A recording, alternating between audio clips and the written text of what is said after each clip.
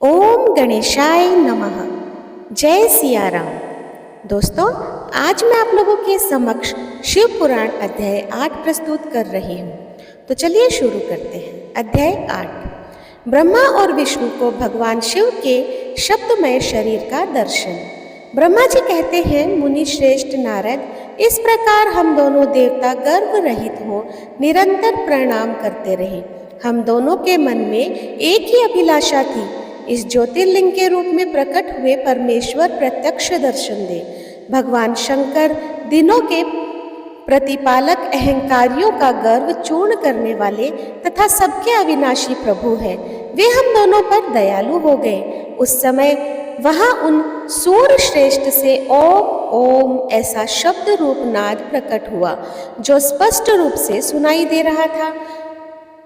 वह नाद प्लुत स्वर में अभिव्यक्त हुआ था। जोर से प्रकट होने वाले शब्द के विषय में यह क्या है, ऐसा सोचते हुए समस्त देवताओं के आराध्य भगवान विष्णु मेरे साथ संतुष्ट चित्त से खड़े रहे।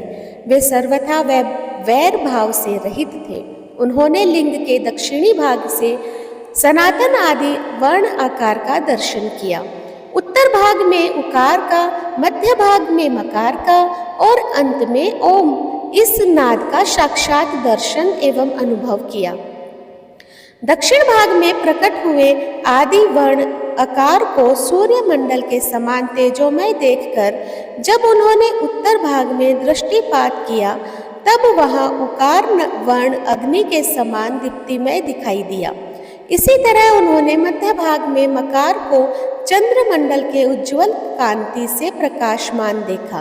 तदंतर जब उसके ऊपर दृष्टि डाली, तब शुद्ध स्फटिक मणि के समान निर्मल प्रभा से युक्त, तुर्यातीत, अमल, निष्कल, निरुपद्रव,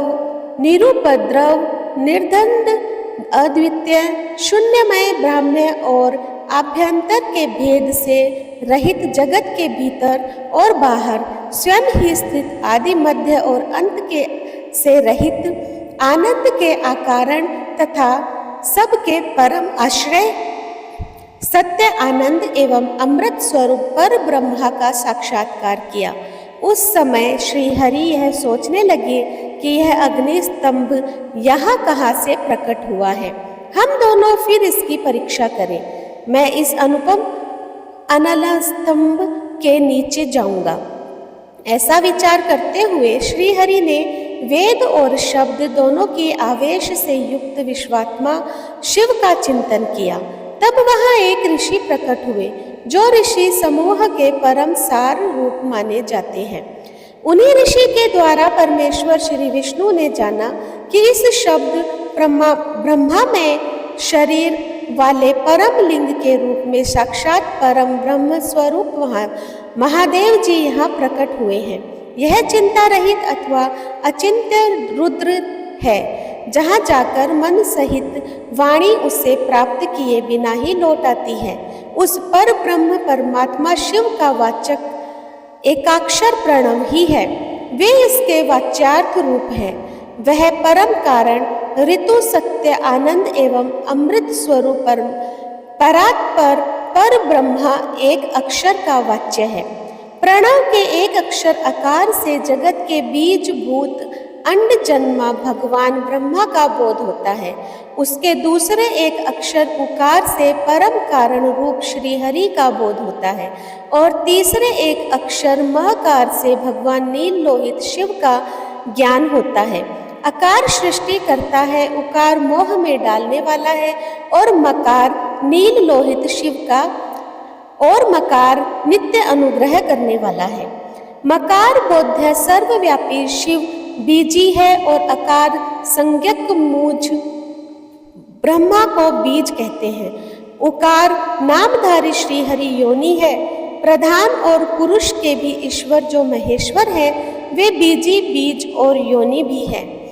उन्हीं को नाद कहा गया है। उनके भीतर सबका समावेश है। बीजी अपनी इच्छा से ही अपने बीज को अनेक रूपों में विभक्त करके स्थित है। इन बीजी भगवान महेश्वर के लिंग से अकार रूप बीज प्रकट हुआ है, जो उकार रूप योनि में स्थापित होकर सब और बढ़ने लगा। यह स्वर्णमय अंड के रूप में ही बताने योग्य था। उसका और कोई विशेष लक्षण नहीं लक्षित होता है। वह दिव्य अन्य अनेक वर्षों तक जल में ही स्थित रहा। तदंतर 1000 वर्ष के बाद उस अंड के 2 टुकड़े हो गए। जल में स्थित हुआ वह अंड अजन्मा ब्रह्मा जी की उत्पत्ति का स्थान था और साक्षात महेश्वर के आघात से ही फूट कर जो भागों में बट गया था, उस अवस्था में उसका ऊपर स्थित हुआ स्वर्णमय कपाल बड़ी शोभा पाने लगा। वही द्युलोक के रूप में प्रकट हुआ तथा जो उसका दूसरा नीचे वाला कपाल था, वही यह 5 लक्षों से युक्त पृथ्वी है। उस अंड से चतुर्मुख ब्रह्मा उत्पन्न हुए, जिनकी क संज्ञा है। वह समस्त लोकों के सृष्टा है।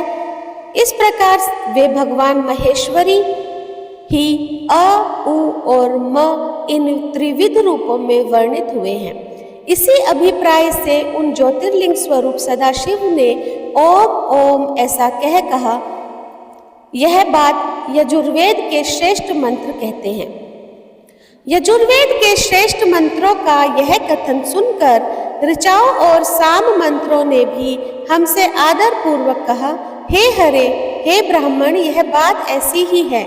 इस तरह देवेश्वर शिव को जानकर श्री हरि ने शक्ति संभूत मंत्रों द्वारा उत्तम एवं महान अभ्युदय से शोभित होने वाले महेश्वर देव का स्तवन किया। इसी बीच मेरे साथ विश्वपालक भगवान विष्णु ने एक और भी अद्भुत सुंदर रूप देखा। वे रूप 5 मुखी और 10 भुजाओं से अलंकृत था। उसकी कांति कपूर के समान गौर थी। वह नाना प्रकार की छटाओं से छविमान और भांति भांति के आभूषणों से विभूषित था। उस परम उदार महापराक्रमी और महापुरुष के लक्षणों से संपन्न अत्यंत उत्कृष्ट रूप का दर्शन करके मैं और श्री हरि दोनों कृतार्थ थे। तत्पश्चात परमेश्वर भगवान महेश प्रसन्न हो अपने दिव्य शब्दमय रूप को प्रकट करते हंसते हुए खड़े हो गए। आकार उनका मस्तक और आकार ललाट है। इकार दाहिना और इकार बायां नेत्र है। उकार को उनका दाहिना और उकार को बायां कान बताया गया है। ऋकार उन परमेश्वर का दाया कपोल है और ऋकार बाया। र्लय और र्य यह उनकी नासिका के दोनों छिद्र है। एकार उन सर्वव्यापी प्रभु का ऊपरी ओष्ठ और एकार अधर है। ओकार तथा औकार यह दोनों उनकी ऊपर और नीचे की दोनों दंत पंक्तियां हैं। अम और अह उनके देवादिदेव शूलधारी शिव के दोनों तालु हैं। क आदि 5 अक्षर उनके दाहिने 5 हाथ हैं और च आदि 5 अक्षर बाएं 5 हाथ हैं। टे आदि और त इत्यादि 5-5 अक्षर उनके पैर हैं। पकार पेट है। फकार को दाहिना पार्श्व बताया जाता है और बकार को बायां पार्श्व। भकार को कंधा कहते हैं। मकार उन योगी महादेव शंभु का हृदय है। य से लेकर स तक 7 अक्षर सर्वव्यापी शिव के शब्दमय शरीर की 7 धातुएं हैं। हकार उनकी नाभि है और क्षकार को मेरु कहा गया है। इस प्रकार निर्गुण एवं गुण रूप परमात्मा के शब्दमय रूप को भगवती उमा के साथ देखकर मैं और श्री हरि दोनों कृतार्थ हो गए।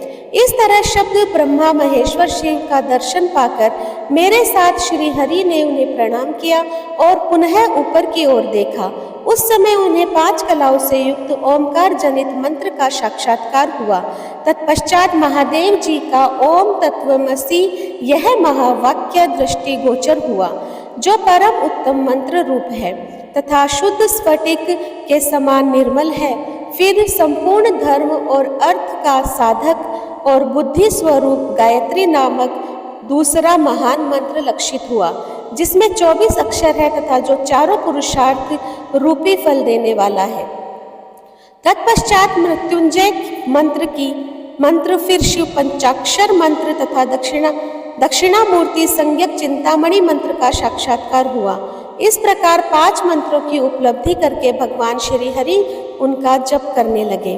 तदंतर ऋक, यजु और साम यह जिनके रूप है, जो ईशों के मुकुट मणि ईशान है जो पुरातन पुरुष है, जिनका हृदय अघोर अर्थात सौम्य है, जो हृदय को प्रिय लगने वाले सर्वगुह सदाशिव है, जिनके चरण वाम परम सुंदर है, जो महान देवता है और महान सर्पराज को आभूषण के रूप में धारण करते हैं, जिनके सभी और पैर और सभी और नेत्र है, जो मुझ ब्रह्मा के भी अधिपति, कल्याणकारी तथा सृष्टि पालन एवं संहार करने वाले हैं, उन वरदायक सांब शिव का मेरे साथ भगवान विष्णु ने प्रवचनों द्वारा संतुष्ट चित्त से स्तवन किया।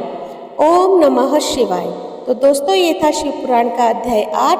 आपको कैसा लगा मुझे कमेंट बॉक्स में ज़रूर बताइएगा और ज़्यादा से ज़्यादा मेरे चैनल को सब्सक्राइब कीजिए और लाइक कीजिए और शेयर कीजिए। धन्यवाद।